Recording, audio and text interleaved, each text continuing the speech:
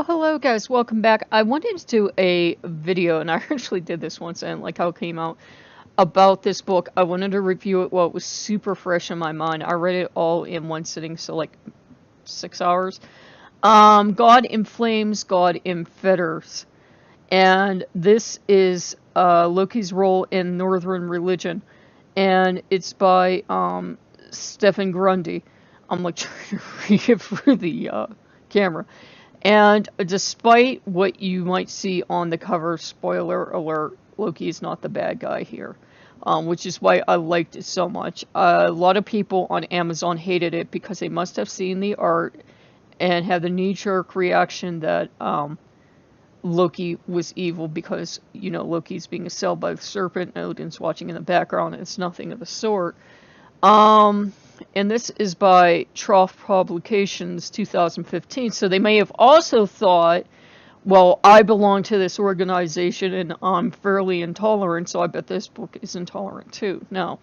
In fact, one of the first things where the introduction does is go over how a lot of the people that don't like Loki seem to have a common theme of being anti-something. They're either homophobic, or they're racist, or they hate women's lib for some strange reason, or, you know, any of the other things that they want to keep as a status quo would obviously be something that Loki and Lokeans would not agree with, and that's why they mostly hate and are terrified of Loki.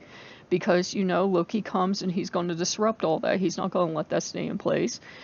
And I liked what he did with this book. It's actually he goes over historical things like finds like coins that may or may not have been talisman, and he tells you the problem with doing this research, and he's actually a scholar, is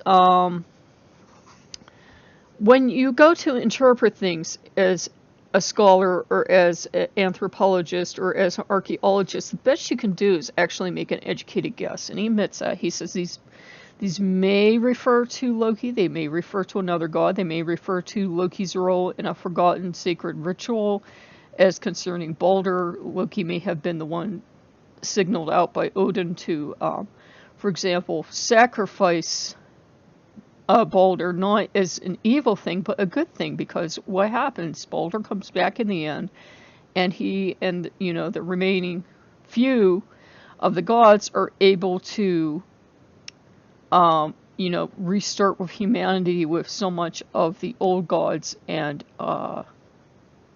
their influence gone. Now, of course, my thought on that is, well, if all the gods are going to die, they're going to end up in Hell's Gaff anyways, so who says they're not going to come back too? But, you know, he also goes into, is Ragnarok going to happen? Or isn't it? Were these tales just invented by Snorri? Were these tales that had other historical evidence? So he goes into a lot of the things that people like to throw at Loki and throw at Lokeans to say, well, this is proof you and your god are evil and deviant and blah, blah, blah. And I like that he put actual scholarship into the book. People were screaming for scholarship because they didn't like Loki being shown in a favorable light, but that's just too bad. He actually says throughout the book consistently that you can either take the things that he found, the research he did, as proof, or you don't have to, because we can't definitively prove what happened in the past unless you get a time machine and you go back and you live amongst the people, and even then your minds and viewpoint are going to be cluttered by modern thinking. You're not going to absolutely know how they thought of Loki. I thought it was a fairly good attempt to provide historical basis for Loki worship, even though the basis is pretty fleeting, because, as he points out, though, there's like very little reference to some of the other gods and worship of them, and yet we worship and honor them today. So therefore, you know, why not give the same accord to Loki? And the nail that probably went into the coffin last on this book was that in the end he summarizes by saying that, you know, modern heathenry, we don't have to worship the gods we're not comfortable with. You don't have to worship Loki. He says that. But he also says you can't, you know, therefore stop other people from worshiping in him, and didn't see it as right, fair, or, in right doing with the gods to say we can worship X, Y, and Z here because those are the gods I get along with, but you can't honor your gods. We're all going to have gods we get along with super well, and we're all going to have gods that we're meh about, and he says that too. So I really, really enjoy this book. If you're Lokean, you should really, really enjoy this book as well and put it in your library. I would say get it now while it's still out, because Loki books seem to come and be available for a brief time, then they go out of stock, and then they come back in. I think it's like the third printing of this book. I think. I'm not quite sure. I think it was something like third printing. But yeah, I would say, or there are at least 3 years for the copyright. That's what I'm thinking of. I would say, take the book for what it's worth. It's not going to be like, never at any point shakes historical evidence in your face and says you have to believe in Loki. You have to. But he doesn't deny its existence either, and I think he did the best job he could. And when the Truff was like fighting over Loki, and everybody was like, we have to throw out all the Lokeans and blah blah blah, he wasn't going to have any of that. He was like, well, I'll sit down as a scholar and I'll research it, but you're going to get what I actually find.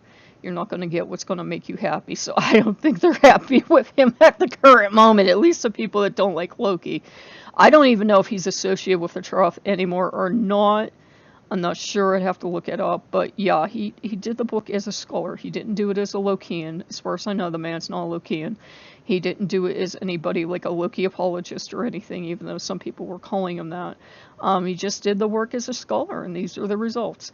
So if you like what you see, like, comment, and subscribe. I really, truly, super enjoyed this book, and I thought it was a very fair attempt to put Loki in a historical context with the caveat that we really can't prove anything about history. We can only make estimated guesses and educated guesses. Yeah, I would definitely pick it up. So if you like what you see, like, comment, subscribe, and I will see you guys later. Bye-bye.